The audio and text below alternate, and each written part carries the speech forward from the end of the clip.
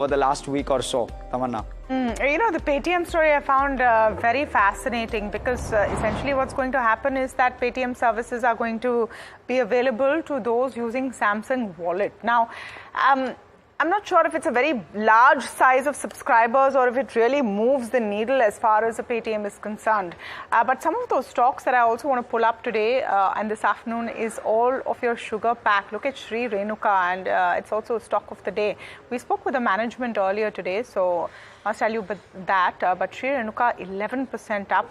All of the sugar stocks, let's get all of them, Balrampur, Chini, all of them doing very well. Now, what is the reason? The reason is a statement by Hardeep Puri, the Union Minister, who took charge this week, as did all the ministers, talking about how the target for 20% ethanol blending by 2025 is on track. That's basically 5 months away. Mavana Sugar also, they're about 11-12% up. So sugar is one space that we'll talk about on the show. And then, of course, the insurance companies. Hersh has got a detailed piece lined up for you on what that surrender value impact actually will be. But let's begin with the first takes from Rajesh Palve of Axis Securities, Dharmesh Kant of Chola Securities with us. Dharmesh, I know you have your budget wish list out, so we're excited about that. We'll come to that in a bit. And I'm glad to see you've started preparing for budget as well, as are we. But Rajesh, let me start with you and how you look at the Nifty and the Bank Nifty this afternoon. Yeah, good afternoon, Tamanna, and good afternoon, everyone. So Nifty is very well holding about 23,300 level. Though Nifty is not able to take out major call concentration area of 23,400 followed by 23,500. So major call writers are still aggressive at this strike, though we have weekly option expiry. So for the day, it's going to remain in the range only until unless Nifty not able to take out 23,450 level. It may remain in the range only. So major call writers are pushing the Nifty at a lower level. But on the lower side, 23,300 is having major support area. So that likely to act as a good buying opportunity if you get any dip towards those level. For Bank Nifty, the major supply zone is placed at 50,000 mark. So until the Bank Nifty not able to take out the 50,000 level, it may also remain in the consolidation for some more time. But broader market is showing a different picture. A lot of sectors we are seeing, buying interest is there. So most of the participants are now focusing more on the stocks front. Stock specific action is there, and index is likely to remain in the consolidation for some more couple of days. So major rally will occur above 23,500. That needs to cross. Then we can see huge round of short covering that may take Nifty further higher to 23,700, 800. So. All right. So that's the call on the index as well. Rajesh, do you want to give your top afternoon calls before we move ahead? So definitely the first stock that we like is from the sugar space only. Triveni is looking very bullish. The way stock managed to give breakout of its multiple supply zones. So we expect that, even the sector tailwind is also working. So most of the sugar stocks are showing good traction in terms of buying. Triveni is looking promising. Possible upside target we can see towards 415. Keep your stop loss at 384. The second stock that we like is from agri theme, that is, UPL. Is also looking promising, though stock was underperforming, but the way stock has formed a bottom on the daily as well as on the weekly chart, we believe that now stock is gradually moving up, and stock managed to give breakout of its consolidation range. UPL is buy for upside target of 575. Keep your stop loss at around 552. And the third stock that we like is from insurance pack, that is ICICI Pru. Again, if you look at the structure, now stock managed to hold about 20-day, 50-day moving average. And looking at the structure on the near term, we believe that, ICICI Pru can exhibit good amount of rally towards 615. So ICICI Pru one can buy with stop loss of 586. Okay, Dharmesh, let me come across to you. Your views in the current market context. We've obviously put the election results as well as the jitters well behind us, it seems. Yeah, good afternoon, Hersh. Yeah, definitely, as you summed it up, it seems So going by that, I think the texture the texture still remains, bullish on the market, and the only reason for this kind of euphoria in the market is the strong liquidity which is flowing in. So, and this is likely to continue. This liquidity is going to stay here for some more time, at least 5 to 6 months. And that is what our, calculations suggest. On backdrop of that, I think the market is finally placed. So one has to, be very specific about the kind of stocks or the companies they are buying.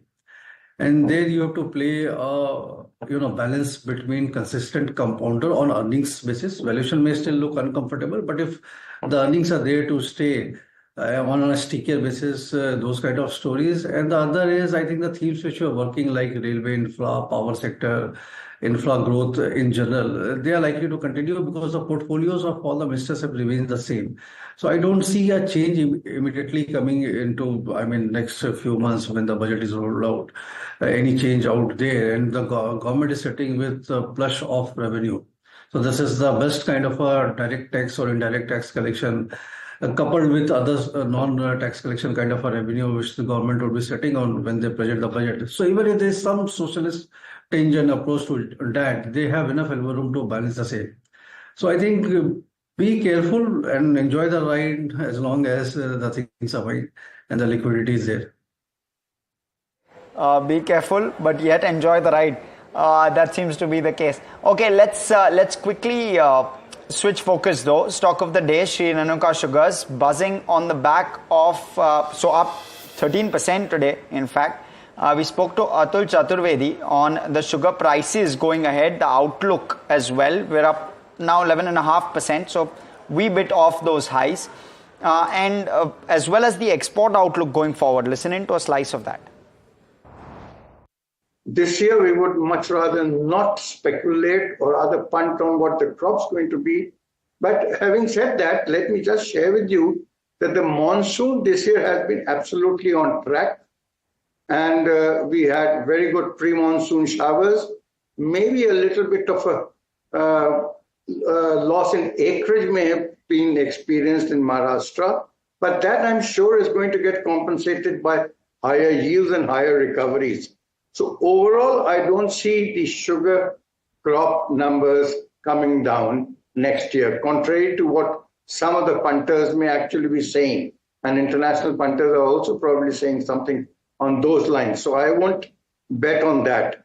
Now, whether the exports will happen or not happen, that's $1 million question. As of today, according to the numbers we penciled in, India would end up having something like 8.6 million tons of sugar at the end of this sugar season, which is about something like 3 million tons higher than the opening stock. So it doesn't make much sense to keep carrying sugar and build on inventory and increase your interest cost. So we would expect the government should at least release 1 million or 1.5 million for exports. So that should reduce the inventory levels. And we don't need to worry too much about the sugar prices because our industry is highly regulated. So I don't see any reason. But if push comes to shove, our first thrust should be on increasing ethanol and then on sugar exports. As it is, the sugar export values have come down and it is not as lucrative as it was about 3 to 4 months back. So ethanol is the big story. Of course, news today as well that the MSP on sugar prices might go up. Not unlikely because the focus on rural is going to be big. We'll also come to the question of defense stocks. Those lines on your screen, the Defense Minister Rajnath Singh talking about domestic defense manufacturing, and this line is important, says they will focus on boosting exports to unprecedented highs. Now, that's a sort of blue sky opportunity as far as Indian defense companies are concerned. We should run that lot. Look at the spike in Bharat Dynamics right now, HAL, Zen, pick up any of that whole list and you're seeing a good run up there after those conversations or after that statement from Rajnath Singh. But let's bring the focus back to sugar. And Dharmesh, I want your take on, so Rajesh talked about Triveni Engineering from the point of view of the charts. My only question is, all right, ethanol focus is great, MSP prices might go up. What are the headwinds as far as sugar companies are concerned? Because it's just such a politically sensitive space. The moment prices are high, we don't know what the FRP is going to be like. Where do you see the concern? There are two concerns. So one is, as you rightly pointed out, it's very politically sensitive. So FRP and MSPs, if they go higher, it would not be very conducive for the sugar companies. At the same time, we just heard about the management of Renuka Sugars when he was saying for a better crop this time around. So if the supply and the production is large, so that leaves you hardly any scope for better realizations for the mill owners. So I don't see a chance why. Today the stock prices are budging just on a statement. And there was nothing new in that statement. This was the course 6 months back, 3 months back, or a year back, and the trajectory is being followed. And just people wanted to latch onto something new as a budge. So that is what is happening in the market. And I think that's the reason why these stocks are flaring up today. But fundamentally, if there is a better production, if the inventory levels are high, that is not good for sugar producing companies. So that's a negative for them. Ethanol blending can take care of some part of the inventory, but that is it. So it's a trade. You should look at it from a trading point of view, nothing from a fundamental investment point of view. So if it's a trade, Rajesh, you talked about Triveni, but which of the others do you like right now? Any of those that you like for a short-term trade in the sugar pack? I think DCM Shriram is also looking attractive. Praj Industries also managed to give breakout and it's now trading at all-time high trajectory. So I think all these stocks are looking, promising on the near-term, short-term structure. Praj Industry, yes, one can buy, even though stock has already moved up, but still looking at the volume action, the data, which is suggesting there is a potential for further more upside towards 740, 750 zone. So Praj Industry, one can ride. Even on the mainstream sugar company, Bajaj Hindustan, again, managed to give breakout of its previous swing high of Feb 2024. The way stock is holding above 40 level, I think Bajaj Hindustan can also, continue further more upside. We may see target towards 45 kind of level. Keep your stop losses at around 40 rupees. Okay. All right, we'll take a very short break, but we'll be back with more. On the other side, we'll talk insurance as well. What is the impact of the regulators' surrender value norms? All that and more when we come back.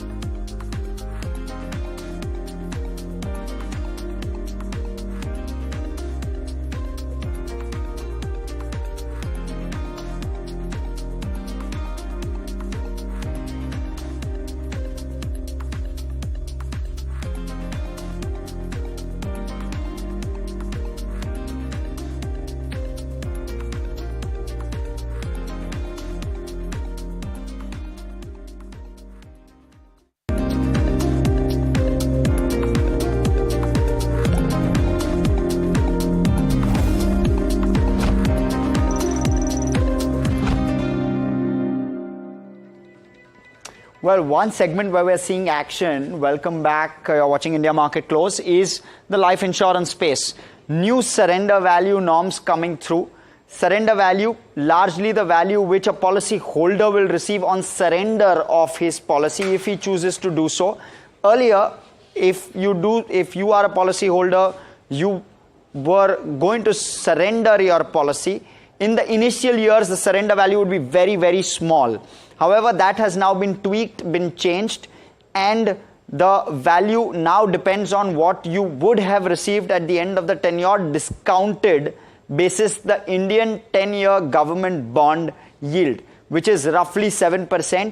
But between that Indian 10-year government bond yield to 50 bips more than the Indian 10-year government bond yield. So around 7 to 7.5% is where the discounting would work to broadly.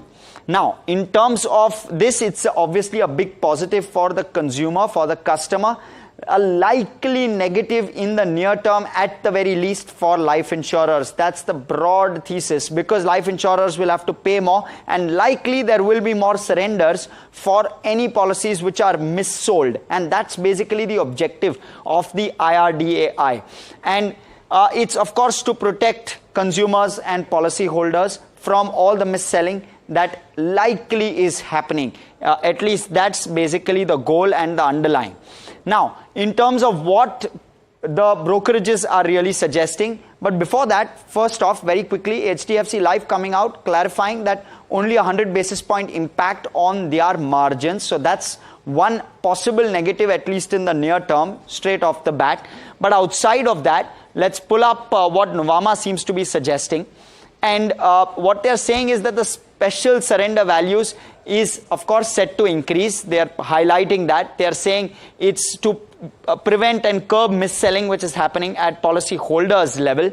They're also suggesting that the likely effects will be, in fact, a consequence of this will be reduced commissions and lower margins. And the reduced commissions, of course, is that the upfront commission will likely reduce, which will obviously help the life insurers. If that does not happen, then margins will come off quite sharply, like HDFC Life has guided for 100 basis point margin decline, at least right off the bat.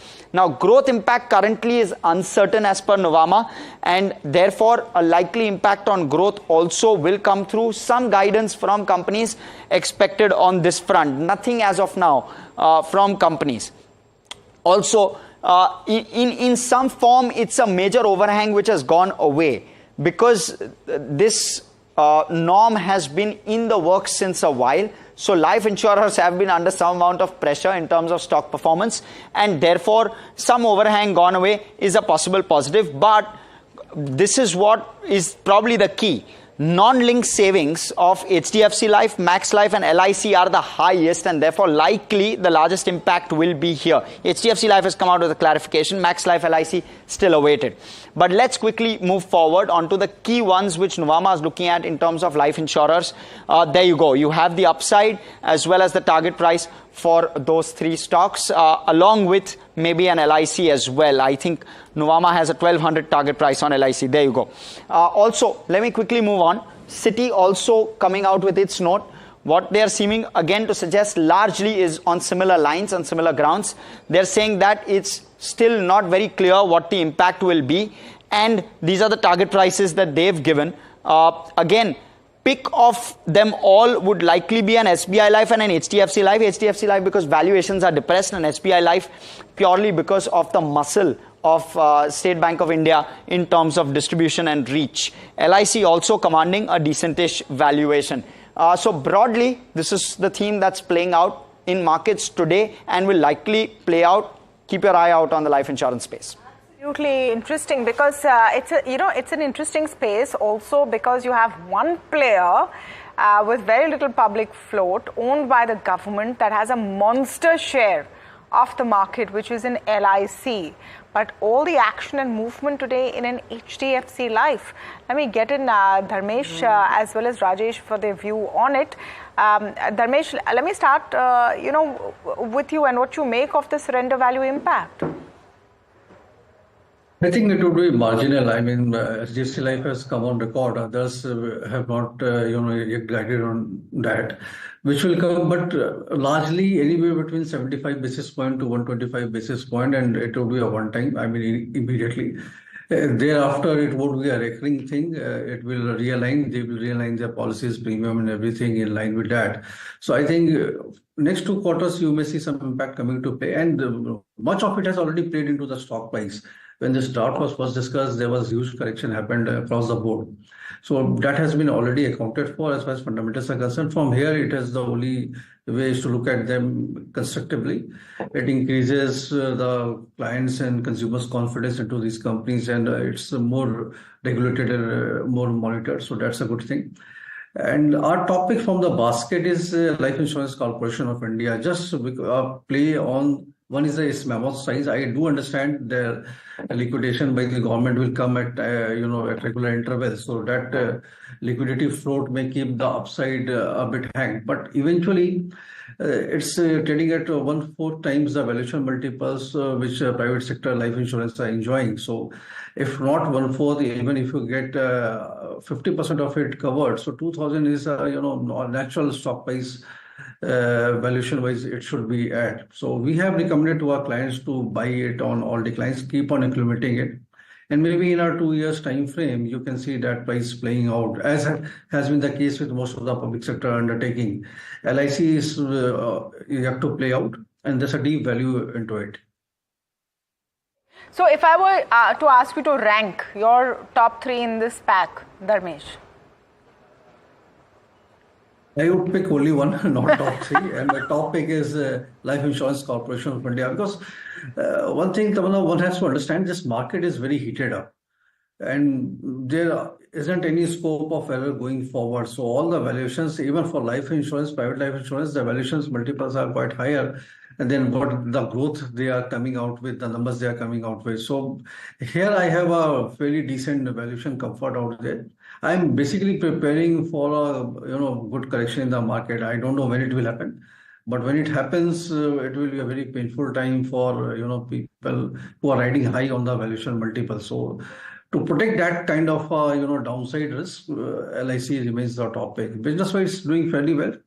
And I'm expecting it to, with all these technological changes which are happening in this company, once those softwares are onboarded and in sync with the private players, you will see the spectacular run happening on the business side as well for Life Insurance Corporation of India. What about you, Rajesh? Do you have a top 3 or only one, and is it the same as Dharmesh's? So definitely for investment perspective, yes, LIC is looking very promising. The way stock is holding the ground at a higher level, the stock is consolidating. I think longer term chart is bullish. Till stock is holding above 960, view is remain on the bullish side for the stock, and possible target we can see on a positional perspective towards 1100 to 1150 kind of zone. So LIC, yes, one can buy. But on a technical perspective, for a short-term trading point of view, I think HDFC Life managed to give breakout of its falling channel. There is addition of open interest, long built-up is there, 3% open interest is already added in the stock. Looking at the near-term structure, if stocks holds above 580, then follow-up buying action we can see in the coming days, and towards 615 to 620 could be the next target. ICICI I have already covered in my picks in the beginning of show. So ICICI Pru as well as HDFC Life both are looking positive for trading point of view for the near-term trades perspective. Okay, right. That's all about life insurance. But let's switch focus. Meet India's safest EV cars, the Tata Punch EV and the Tata Nexon EV. We have Tushardeep Singh joining in with more on this. We had a tweet coming in from the Transport Minister. Tushar, talk to us about these two as well as Tata Motors in general. So thank you for that, Hersh. So the news has recently come in that according to Bharat NCAP, that's the Bharat New Car Assessment Program, both the Punch EV as well as the Nexon EV have scored the maximum 5 stars on the safety parameters for both adults as well as for children. So if you look at the numbers quickly, Punch EV has 5 stars, adult protection is 31.46 out of a maximum 32 points, child protection is 45 out of 49 points. The Nexon EV scores about 29.86 on 32 points. Child protection is about 44.95 on 49 to as a maximum 49 points. So clearly very safe cars, but that should not come as a surprise who have been tracking Tata Motors, because Tata Motors' cars USP has been safety. Almost all of its cars are 4-star or above rated, including the ICE models so far. Remember, in comparison, Maruti as well as Hyundai cars haven't scored that well in the market. And this is what has been driving Tata Motors sales in the last 2 or 3 years, so much so that it now commands about 14 to 15% market share, which is comparable to that of Hyundai. The company is betting big on EVs as well. It's about they're the biggest market share, about 75% of the market, and they expect that a third of their overall sales will be coming from EVs by the end of this decade. Hush. Just one sec, Tushar. So this rating is on the Bharat NCAP. What's the rating on the global NCAP? So global NCAP, these two cars are new at this point of time, both the Punch EV as well as the Nexon EV. But the ICE variants have been tested at the global NCAP level, and both the cars score a full 5 stars there as well. That's good. That's really a kudos. And of course, Bharat NCAP is what the government is also promoting. So Tata Motors, anyway, an interesting play. That's the story with Tata Motors. But Harsh, some more pockets that are looking interesting today. And Shriram Finance was one that I wanted to pull up. Has hit a lifetime high. Has crossed new market cap levels as well, and is looking interesting. So Dharmesh, wanted to know if you have a positive call on Shriram Finance. Not really. I mean, we did have a look at this company when the inclusion was there, but I mean, there are better plays than this on the valuation metrics as well. So I would request to not to comment on this. Okay. All right, Rajesh, you have a view on Shriram Finance at all? So I think, Tamanna, most of the NBFCs has shown a good buying interest in last couple of trading sessions. Shriram Finance, yes, now stock is enjoying almost its all-time high trajectory. The way stock managed to give breakout of almost 8 to 10 week consolidation.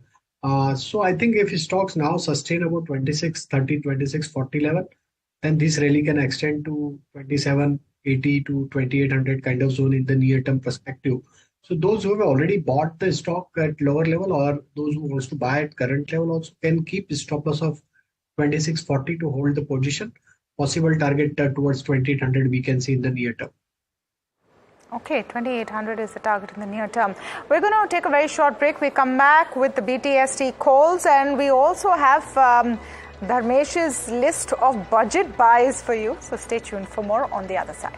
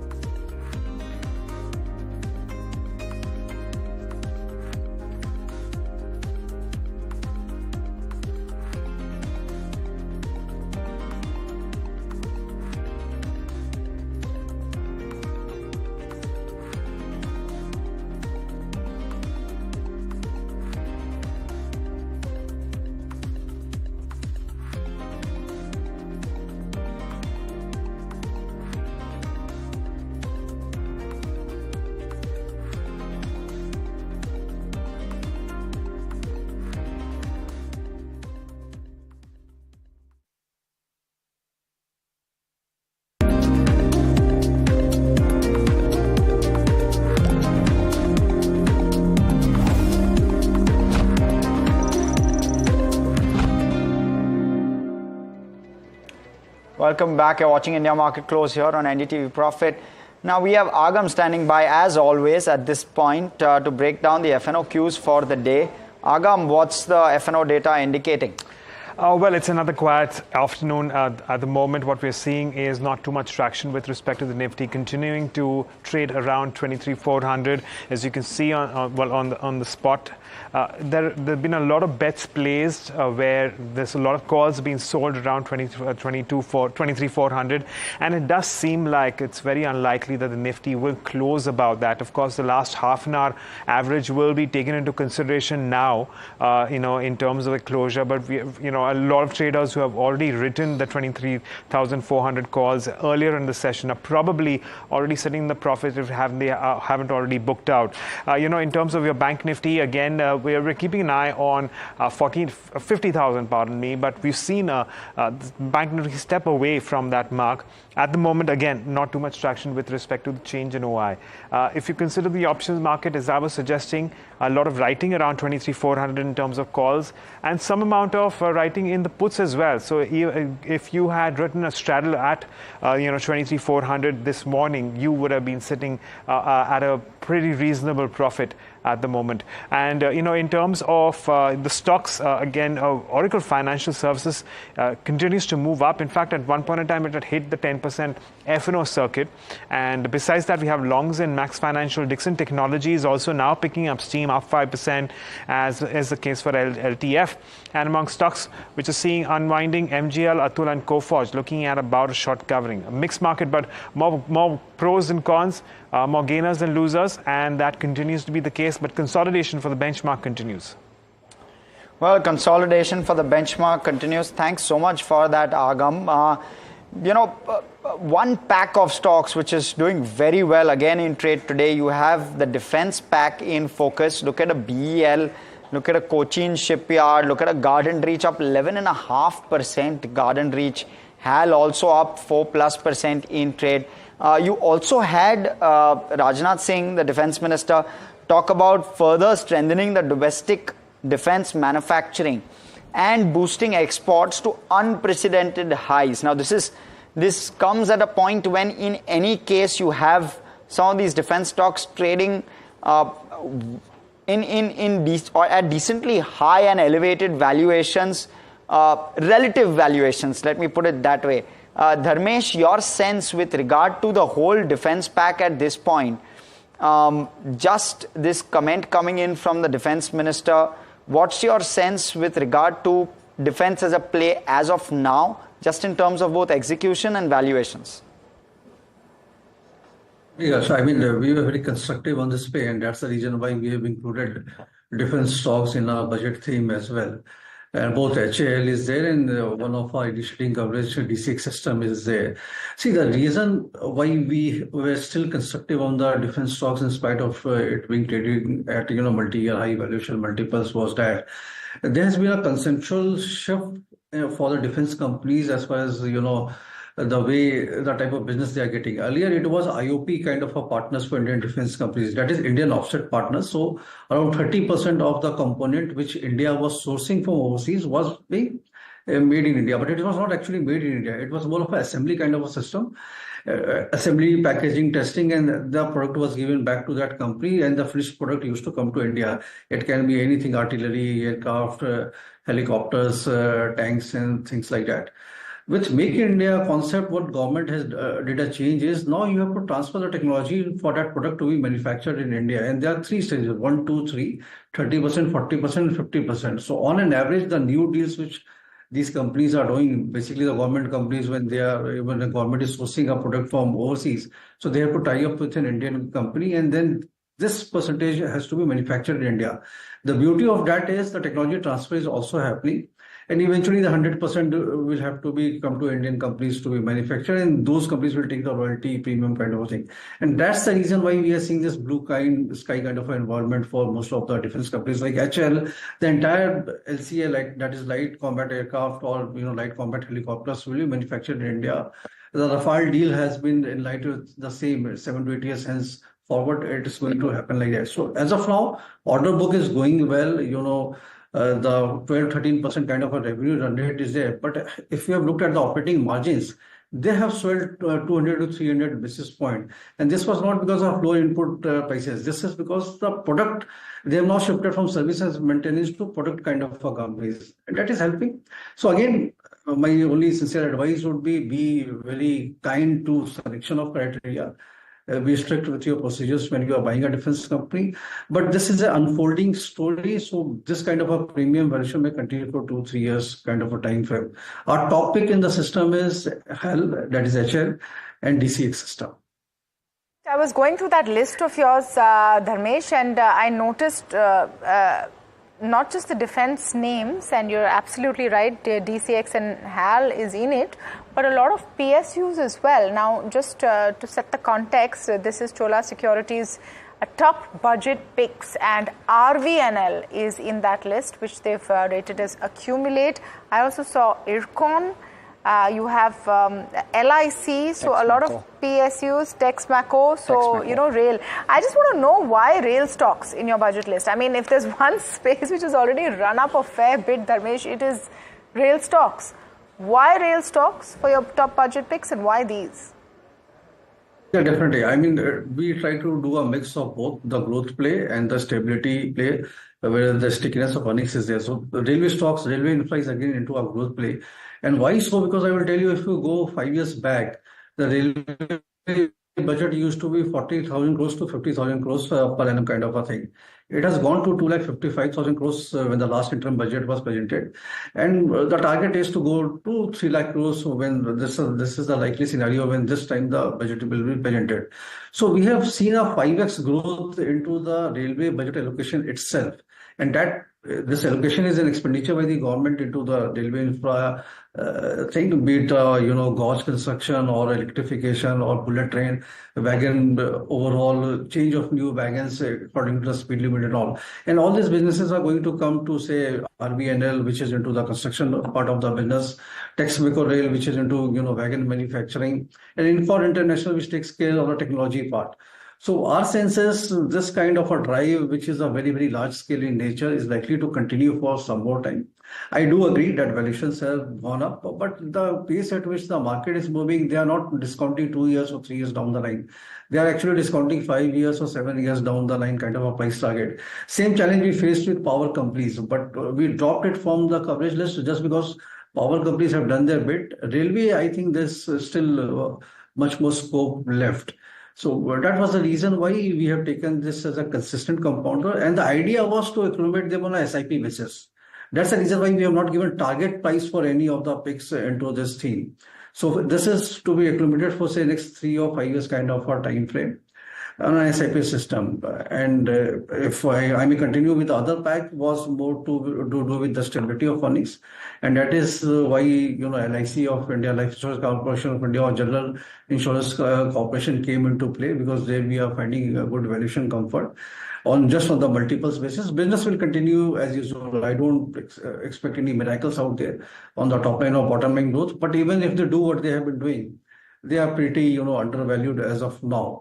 And other pick from this space was the banking space. I think banking is the only space which came out with the best set of numbers for FY24. I mean, 30% was an average PAT growth for most of these banking companies, with NPS coming down, NIMs being stable, and credit growth in the range of 15 to 17% looking forward. So there, the comfort was high, especially in the large cap space, and that was the reason why we selected SBC Bank. We have purposely avoided, Kotak Bank or HDFC Bank from the private sector space, and other PSU banks, smaller PSU banks, where the rally has been quite sharp. But these two banks are well capitalized. I mean, CD ratios are very fine. SBI, you have only 76% CD ratio, ICC 83%, and RBI governor highlighted this in their monetary policy, that CD ratio will be critical going forward for these banks and the NBFC space to function. So these are the picks I think is likely to do well, where a mix of both growth and stability of earnings can be played out as a basket basis. Okay, thank you so much for that, Dharmesh. Dharmesh, just one piece here, and I'm going to try to play devil's advocate. Just in terms of the run-up and the kind of forward valuations that some of these companies are commanding 3, 4, 5 years forward. Of course, there's visibility, there's no doubt, and likely there's execution potential as well, but it leaves very little risk on the table. So talk to us about what the risks could be as well of some of these railway capex plays which have really run up. Yeah, Harsh, the only risk which I see to the entire theme, or in fact the entire economic, landscape of India is the political part. So right now, I think the marriage has happened, honeymoon period is going on, so you won't hear any negative news surrounding it. But given the historical weight of evidence and how I have known these parties over the last 20, 25 years, how they have evolved, this is very high. In case of an unstable government or some instability coming into the play at the center, maybe 3 months or 6 months down the line, then we are talking about, say, 3 years to 5 years kind of a time horizon for these play to sustain at these levels. So then there can be a risk factor playing out. So some delay in execution, something like that can derail the pace. But even if that happens, what has been committed will be there to stay. And from that point of view, the margin of safety is far higher in these companies than, I can take at least 100 mid and small cap names where there is no margin of safety at all. At least here you have a government backing to give you businesses on a regular basis. There you don't have even that. So that is where the selection is very tough in this kind of a market to come out. So we have given attention to more to margins of safety, and this is even the fact that you have so many PSUs. I mean, you just talked about the risks that you see with the government, etc. But yet you've picked so many PSUs ahead of the budget. I thought that was interesting. Yeah, Tamanna, but the very fact that these PSUs have, not much to do with the government functioning per se. So, if anything, structural reform has already taken place. It's just continuity of that with the same vigor. So if a budget has been committed on a PSU segment, in defense and railway, the things will flow in. But it's easy to, any interest convention of things like that from agri or farm. So that is where the financial space is getting impacted. We have known what has happened in the case of, say, microfinance companies earlier, like in Telangana, Hyderabad, what has happened a few years back. So these companies are at least insulated from any such kind of an environment. So that was the reason for selecting PSUs, and this is a risk factor. We are, playing our devils if it happens. If it doesn't happen, if things are managed and the present government is able to manage this opposition well, then I think these themes will play out the way they have been playing. So in the end of the day, in equity, if you are coming, and whichever basket you look at, nothing looks cheap to you right now. So some, leap of faith has to be taken, and we thought to take it on these counters. Okay, right. Thanks for that, Dharmesh. Let's switch focus. We've been speaking at the Morgan Stanley conference especially with regard to banks, and are private sector banks better suited to tackle the RBI's rate cuts compared to PSUs is one of the many aspects and facets that we tried to cover. And we had Morgan Stanley's Sumit Kariwala who addressed this in a conversation with me. Listen to a slice of that. When I look at large banks, and most of the large banks have 40 to 60% of the loan book linked to repo. So whenever RBI cuts rates, right now we're not assuming any rate cut over the next 1.5 years, but whenever RBI cuts rates, there'll be an immediate impact on all the banks. Okay, but banks, when you look at from a 1 year perspective, banks will be able to recoup a lot of that because the deposits will also reprice lower. But the point is that which banks will be able to manage that transition better. So if you look at private, they've been aggressively shifting their loan mix towards high margin assets. They've been very selective on what kind of assets they are cherry picking. Okay, and to that extent, what I see is that when I look at the starting point of margins compared to historical cycle averages, a lot of private banks have a lot of buffer. So there are banks where margins are 30 to 50 bips higher than the historical averages. Sure. This is not something which I see with the state-owned banks. And what will happen is that as you see a potential rate cut cycle, as you see competitive intensity kind of sustain, as you see deposit costs continue to move up, some of these banks will be able to retain their margins still above pre-cycle averages. And that would mean that the ROA, while it's moderating, it's still above cycle averages, and that's a good point. And when they're able to do that, people will say, okay, the ROA moderation for these banks is lower, these banks is higher. And to that extent, again, getting back to the point, that's where you see that some of that scarcity premium build up and reallocation from lower quality banks to high quality banks and so on. Again, just to be very clear, the lower quality banks could be in the private banking space as well. Understood. When I think about the smaller banks, yes, the smaller banks, the share of repo linked loans for them is not that high. Secondly, the smaller banks have higher share of wholesale funding. Not everybody, but a lot of them. And what will happen is that when you see a rate cut cycle, they will actually see the liability reprice faster than the larger bank. Sure. And to that extent, they'll be able to manage margins better. So the dynamics will change depending on the cohort we are talking about. But if I have to summarize in one line, there are a lot of higher quality banks which have margins which are much higher than pre-cycle averages. And those are the banks I would think can outperform. Okay. So that was an interesting conversation that Hersh had today, and you can obviously catch that on our website and on our social media handles. But as we wind down, Rajesh, let me come to you, your BT-ST ideas for tomorrow, or STBT as the case may be. It's all BT-ST stocks. First is Gujarat Gas. Stock managed to view breakout of flag pattern on weekly chart. The way stock has shown a long built up, we believe that Gujarat Gas may continue furthermore follow-up buying action in coming days, and possible target we can see towards 655 to 660. One can buy this stock with stop loss of 630. The second stock is Mazgar Dog. Very strong buying action is taking place. The way stock managed to view breakout of falling trend line on a daily chart, we believe that this stock can also continue furthermore upside. We are projecting target towards 3460 to 3500. Keep your stop loss to buy this stock around 3350. And the third stock where we are focusing, that is from housing finance, and Canfin Home is looking promising. Looking at the overall data structure, we expect this stock can also exhibit good amount of rally towards 845 to 850. Keep your stop loss to buy this stock around 809. Okay, Canfin is one of the picks. Just before we wrap, Dharmesh, you talked about your top picks for the budget, but let's get a little more immediate. What about tomorrow? Do you see, these sugar insurance plays continuing, or is there anything else which is on your radar?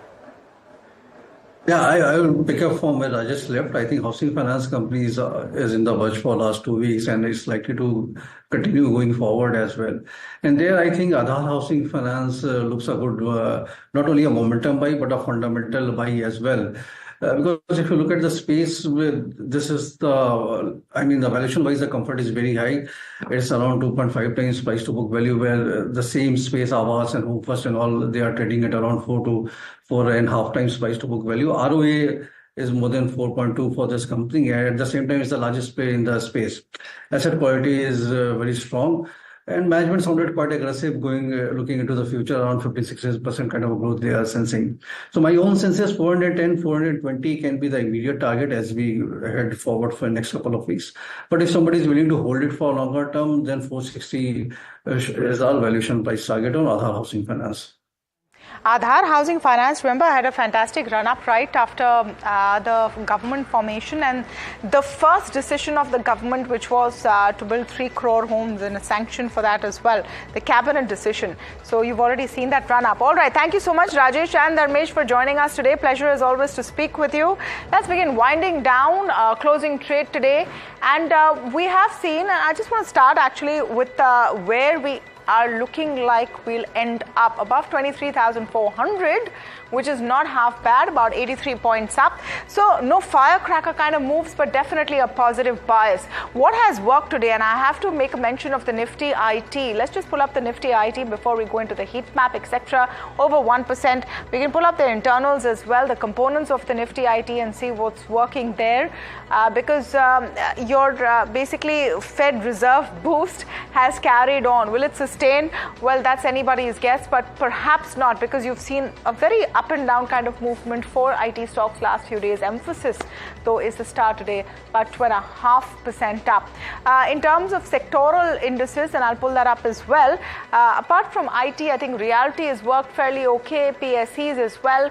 On the losing side, you don't have too many. Media, FMCG, I mean, with small components. FMCG definitely in pain. I want to pull up the heat map as well for you and just show you what the day has been like. And not too many changes there right on top. Shriram Finance with a last minute boost. A lot of fuss for Shriram Finance which have come in, whether it is market cap crossed at a record highs for the stock as well. So Shriram Finance doing well. HDFC Life has been up there very, very positively, and again you see the IT stocks there, LTI Mindtree, etc. L&T has seen a solid run as well.